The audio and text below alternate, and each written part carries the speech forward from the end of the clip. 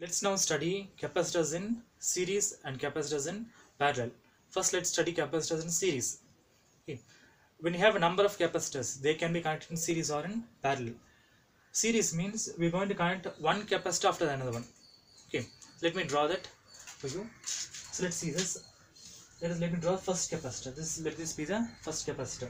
The capacitor is drawn by just two lines parallel to each other. Then this is the second one. Then we have the third capacitor. Okay, like train compartment. This is the first capacitor C1. This is the second capacitor C2, and this is the third one C3.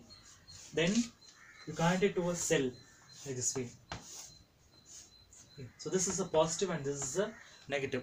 The cell gives a voltage V. Okay, now let's see what happens here. Right here, this voltage V is due to the cell, we know, and the cell produces or pushes the electrons to right side. So electrons will go from left to right. So the electrons will go this side. So electrons cause a negative charge. So the right side of capacitor C3 becomes negative. Then due to induction, this side will become positive. Okay, due to induction. Then what happens is, because it becomes positive, all the electrons will go to this part of the capacitor C2. Okay, so this part becomes negative. Okay, then again due to induction, this becomes positive and pushes the electrons this side.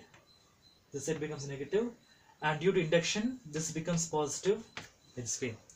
Okay, now what happens? It will push the electrons down. So electrons go down, it will go to the battery or cell.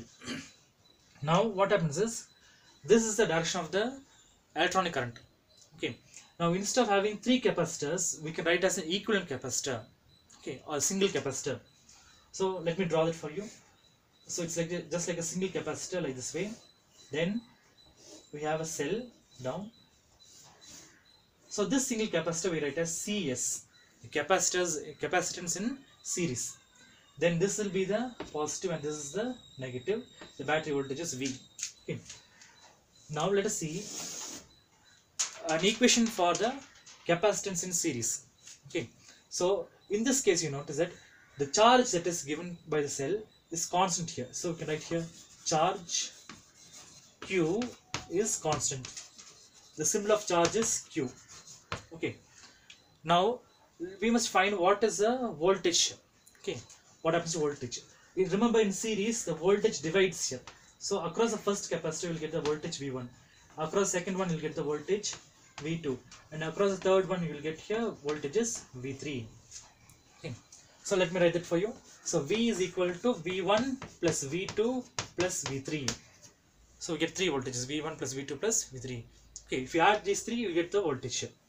Now let us see the formula for capacitance. Okay, so we know that capacitance C is equal to Q by V. Okay, this is a formula here. We know what we do, just cross multiply and interchange. So V goes up and C comes down. So V is equal to Q by C. Okay, so what it means, I just reverse this. So instead of first one, we write as Q by C, and C in this case will be CS. Okay, the total capacitance. So here CS is equal to, and instead of V1 we write as Q by C1. Okay, plus instead of writing V2 we write as Q by C2, and instead of writing V3 we write as Q by C3. Okay, now let's see what's common here. Q is common, so take Q outside. So Q into 1 by CS is equal to Q into 1 by C1 plus 1 by C2 plus 1 by C3. Okay, now what is common here? Q is common, so cancel Q outside. So get here 1 by CS is equal to 1 by C1 plus 1 by C2 plus 1 by C3. This is a very simple equation which we get. Okay, so what does it mean? Okay, we take the inverse. The inverse of the capacitance in series is equal to the sum of the inverse of the individual capacitances.